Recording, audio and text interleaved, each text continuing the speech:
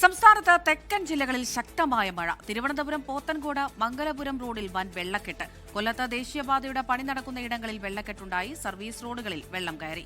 സൂര്യഗായത്രി കൊല്ലത്ത് നിന്ന് വിവരങ്ങൾ നൽകാനായി ചേരുന്നുണ്ട്. സൂര്യഗായത്രി, ഇന്നിപ്പോൾ മഴ മുന്നറിയിപ്പൊക്കെ ഉണ്ടായിരുന്നു. അതിനനുസരിച്ച് വലിയ മഴ തന്നെ ലഭിക്കുന്നുണ്ട് എന്നാണ് മനസ്സിലാക്കുന്നത്. എന്താണ് വിവരങ്ങൾ?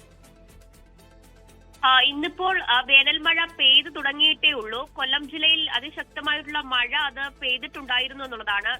അതേ തുടർന്നാണ് നഗരപ്രദേശങ്ങളിൽ പലയിടങ്ങളിലും വ്യാപകമായിട്ടുള്ള വെള്ളക്കെട്ടുകൾ രൂപപ്പെട്ടിട്ടുണ്ട്. പ്രത്യേകിച്ച് കൊല്ലത്ത് ദേശീയപാതയുടെ പണി നടക്കുന്ന സ്ഥലങ്ങളിൽ പലയിടങ്ങളിലും കയറിയ വെള്ളക്കെട്ട് അത് ഇപ്പോഴും പോയിട്ടില്ല എന്നുള്ളതാണ്. പ്രത്യേകിച്ച് ചാത്തന്നൂർ, കൊട്ടിയം ഉൾപ്പെടെയുള്ള പ്രദേശങ്ങളിൽ വെള്ളക്കെട്ട് രൂപപ്പെട്ടിട്ടുണ്ട്. ഈ പണി നടക്കുന്ന പ്രദേശങ്ങളിലും അവിടെയുള്ള സർവീസ് റോഡുകളിലും ഒക്കെ വെള്ളം കയറിയിട്ടുണ്ട്. ഇതുവഴി ആളുകൾക്ക് നടന്നു പോകുന്നത് മാത്രമല്ല, വാഹനങ്ങൾ പോലും കടന്നു പോകാത്ത സാഹചര്യത്തിൽ അതിരൂക്ഷമായിട്ടുള്ള വെള്ളക്കെട്ടാണ് ഉണ്ടായിട്ടുള്ളത്. അത് ഇപ്പോഴും അതിനൊരു ശമനം ഉണ്ടായിട്ടില്ല എന്നുള്ളതാണ്.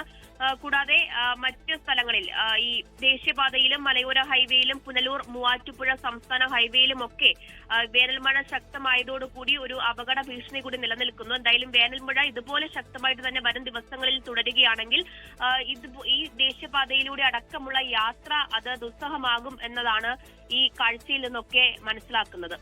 ശരി, സൂര്യഗായത്രിയാണ് വിവരങ്ങൾ നൽകിയത്.